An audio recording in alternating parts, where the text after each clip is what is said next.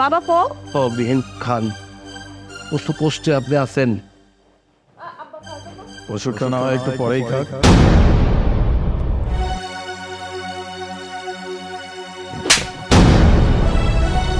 তোর এত বড় সাহস তুই আমার মাকে মারতে চাস? বোমা ও বোমা আমি বিছানা করে বাথরুম করে দিছি আমার একটু পরিষ্কার করে দাও ও বোমা বোমা আমি যে উঠতে পারতেছি না বোমা আইবা আইতাতে এই বোমা কি কষ্ট রে। তুমি আইসো আমার একটু উঠাও না বিহাইন ও তো ওষুধ আছে আমি একটু নাই পড়ে পড়ে আম্মা শোনেন আপনার জন্য ওষুধ আনছি আপনি একটু সুন্দর মতো খান তাহলে আপনি সুস্থ হয়ে যাবেন বাবা কো ও বিহিন খান ওষুধ পোস্টে আপনি আছেন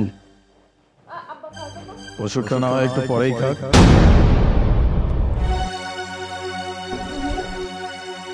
হ্যাঁ আমি এটা কিসের ওষুধ? তুমি তো জানোই আমার কিছুদিন ধরে পেট খারাপ, পেটের অবস্থা ভালো না, তাই ডক্টরের কাছে বলে সিরাপ নিয়ে আসছি। তাহলে একটা কাজ করো, বাবাকে দেখেও মনে হচ্ছে বাবা বেশ অসুস্থ, পেটে মনে হয় একটু সমস্যা আছে, তুমি এটা বাবাকে খাও। আরে না না, বাবাকে এটা খাওয়ানো যাবে না। কেন? বাবাকে কেন খাওয়ানো যাবে না? খেতে পারবে, একটু খেলে কোনো প্রবলেম হবে না। না না বাবা আমার গ্যাসের সমস্যা তখন ভালো হয়ে গেছে আমার আমার গ্যাস টেস্ট নাই গা আমি ক্লিয়ার। আহা বাবা, সামান্য কথা শুনেই যদি ক্লিয়ার হয়ে যায় তাহলে তো চলবে না, তাই না? একটু খান, কোনো সমস্যা নাই। আরে না না, এটা বাবা খেতে পারবে না। কেন পারবে না? আরে না না, এটা খেতে পারবে না, কারণ এটার মধ্যে কি? এটার মধ্যে কি? ও, কীটনাশক মেশানো আছে, তাই না? হ্যাঁ তাই। তোমার মায়ের এই যন্ত্রণা আমি আর নিতে পারতেছি না। দিন রাত তোমার মায়ের সেবা করতে করতে শেষ। তোমার মায়ের অনেক যন্ত্রণা আমি সহ্য করছি, আর কত, আমার জীবনটা পুরাই শেষ। তাই আমার কষ্ট থেকে আমার বাবা বললো আমাকে, তোর লোকে তো আমার কথা কইতে মন চায় না, তোর এত কথা কওয়ার পরও তুই আবার কোনো কথাই বলি না। কি কইবা আমারে কত, কি বুঝাইবা? হ্যাঁ, কোন কথাটা তোমার শুনি নাই? তুমি কইছো এই পোড়ারে বিয়ে শাদী করতে, বিয়ে শাদী করে সুন্দর মতো ঘর সংসার করতেছি, এখনো বলতেছো আমি তোমার কথাই শুনি না। সমস্যাটা কি তোমার? এটাকে ঘর সংসার কয়? হ্যাঁ, এই সারাদিন বান্দির মতন খাটস। খাটবো না? বড় লোক ঘর দেখে বিয়া দিছো, এখন নেও, ঠেলা সামলাও, বুঝো। ম্যাডাম কি হয়েছে? তুই আবার আসছিস কিসের জন্য? ম্যাডাম সাহেবের মা কাপড় চোপড় বিছানাপাতি সব নষ্ট করে ফেলেছে পায়খানা করে। তা আমি কি করবো? জানা যা পরিষ্কার করা, আমার এই নাচছস কিসের জন্য? ম্যাডাম এটা আপনি কি কইতেছেন? আমি পুরুষ মানুষরা ওই মহিলা মানুষের কাপড় চোপড় এগুলো পরিষ্কার করবো। তো যা খুশি কর, পারলে তুই কর, না পারলে ওরকম ফালাই রাখ। আমার চোখের সামন থেকে তুই যা, আমার কিন্তু মেজাজ গরম হইতেছে। যা আনতে ভাই না।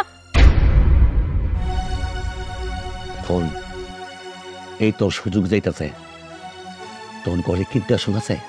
হ্যাঁ আছে, কেন আমি কি খায় মইরা যাবো?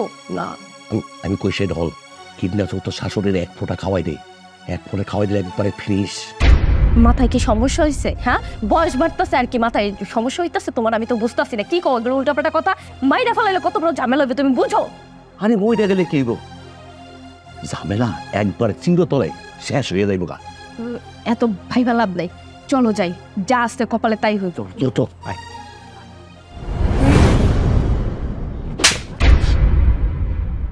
তোর এত বড় সাহস, তুই আমার মাকে মারতে চাস? এই, তোর কি বুক একবারও কেঁপে উঠলো না যে তুই কার সাথে কি করতে যাচ্ছিস? একবার যদি এটা আমি জানতে পারি তাহলে কি হইতে পারে? ওই যে কথা আছে না, চোরের 10 দিন কি রোজতে একদিন। সত্যি কখনো চাপা থাকে না, সেটা সামনে আসবেই যেভাবেই হোক। বাড়ির কাজের লোক আমাকে সবকিছু জানাইছে। কি ভাবছিস? হ্যাঁ, কি ভাবছিস? আমার মাকে তুই এভাবে মারতে চাবি আর সেটা খুব সুন্দর হবে তুই পারবি? কখনো না। এই, তোকে আমি কি বলছি না? হ্যাঁ, আমার মায়ের সেবা যত্ন ঠিকভাবে করতে হবে, এক ফোঁটাও যেন ত্রুটি না থাকে সেইখানে। কি বলছিলি আমাকে? তোমার মা তো আমারও মা, তোমার মায়ের সেবাতে কোনো রকম কোনো ত্রুটি থাকবে না। এইটার নমুনা, এইটার নমুনা। তুই আমার মাকে মারতে চাস? তোর মতো মেয়ের সাথে সংসার তো অনেক দূরের কথা, তোদেরকে তো আমি ছেড়ে কথা বলবো না। যে অন্যায়টা করছিস সেটার শাস্তি তোদের পেতেই হবে। তোদের সাথে বাকি কথা আমি কোর্টে বলব। এখন এখান থেকে যা, বেরো।